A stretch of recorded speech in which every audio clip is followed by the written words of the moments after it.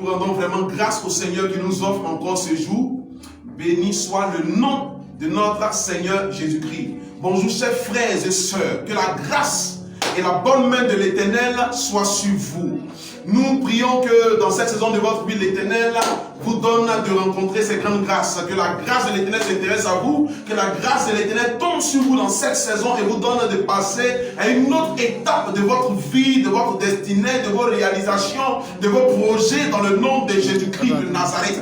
Vraiment, je prie que l'Éternel exauce cette attente qui est forte dans ton cœur. Je prie que l'Éternel s'intéresse à toi. Que la grâce de l'Éternel vienne vers toi afin de te transporter à un niveau de grande bénédiction dans le nom de Jésus-Christ. Dieu t'utilisera comme preuve de sa gloire. Dieu t'utilisera comme preuve de sa puissance, de ses richesses. Dieu t'utilisera pour démontrer à tes semblables autour de toi combien de fois il est capable de bénir. Ok, ce matin nous allons continuer sur notre même thème qui est la loi de l'écoute. La loi de l'écoute. Permettez-moi de vous lire un texte en Proverbe 13, le verset 8. Proverbe 13, le verset 8 dit ceci. La richesse d'un homme sert de rançon pour sa vie. La richesse d'un homme sert de rançon pour sa vie. Mais le pauvre n'écoute pas la réprimande. Mais le pauvre n'écoute pas la réprimande. L'Éternel est tout simplement en train de nous dire que le riche est riche parce qu'il écoute. Le pauvre est pauvre parce qu'il n'aime pas écouter, parce qu'il n'aime pas les reproches, parce qu'il n'aime pas la réprimande, parce qu'il n'aime pas la correction. L'Éternel est en train de nous dire que si nous voyons quelqu'un qui est pauvre, démuni, qui n'a rien, qui est HS, qui n'a rien et rien, il est en train de dire c'est parce que cette personne refuse d'écouter la réprimande. Et si nous voyons quelqu'un qui est riche, c'est parce que cette personne aime la réprimande, à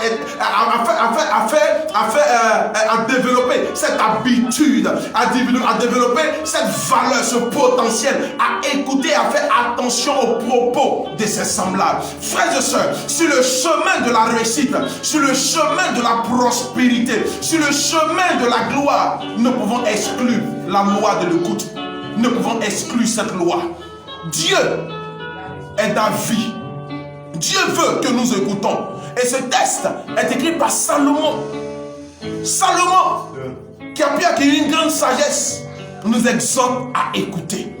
Je t'exhorte ce matin à rentrer en toi-même, à réfléchir sur certaines choses de ta vie et à revenir à l'Éternel, à écouter l'Éternel. Parce que la première personne que nous devons écouter, c'est l'Éternel. Nous devons écouter aussi nos parents, nous devons écouter aussi nos pasteurs.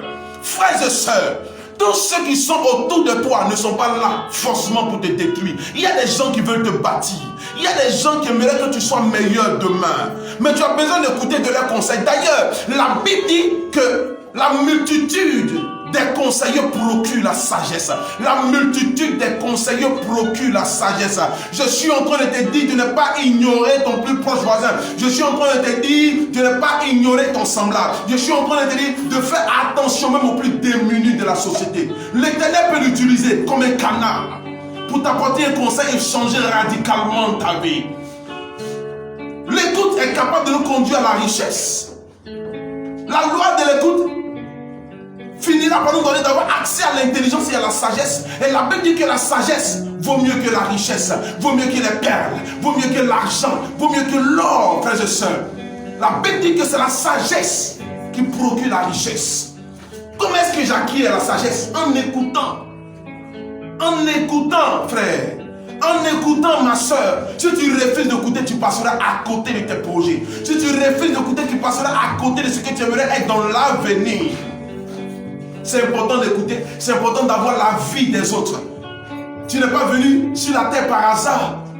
Tu es né par un père, d'un père et d'une mère qui t'ont appris à te vêtir, qui t'ont appris à parler. Tu es allé à l'école, tu as eu des maîtres, tu as eu des professeurs qui t'ont appris à écrire, qui t'ont appris à lire. Pourquoi est-ce que tu peux dire que tu peux faire tout de toi-même? Mais comment est-ce que tu as connu ces choses? Il y a eu des gens pour te les transmettre. Donc, autrui a son utilité. Beaucoup de chrétiens disent aujourd'hui, moi je préfère écouter le Saint-Esprit. Moi je préfère écouter Dieu. Ma vie est conduite par Dieu. Ma vie est conduite par le Saint-Esprit. Mais c'est une grave erreur. C'est une grave erreur. Jésus est clair à ce sujet. Il dit le Saint-Esprit viendra nous rappeler les choses. Il est important pour toi d'écouter tes semblables. Il y a des gens qui ont déjà emprunté le chemin que tu aimerais emprunter. Alors le Saint-Esprit, à partir des conseils de ces personnes, viendra élever ton niveau de sagesse afin que tes résultats soient encore plus évidents. Alors, fais attention à tes semblables. Celui qui est à côté de toi n'est pas là par hasard. Si Dieu t'a donné de collaborer avec certaines personnes dans cette saison de ta vie, ce n'est pas un hasard. Il y a des choses spéciales que Dieu veut faire avec toi. Il y a des choses particulières que Dieu veut faire avec toi. Alors n'ignore pas les conseils de ton prochain. Sois pleinement béni. Je te laisse avec ces quelques paroles-là. Développe juste la loi de l'écoute.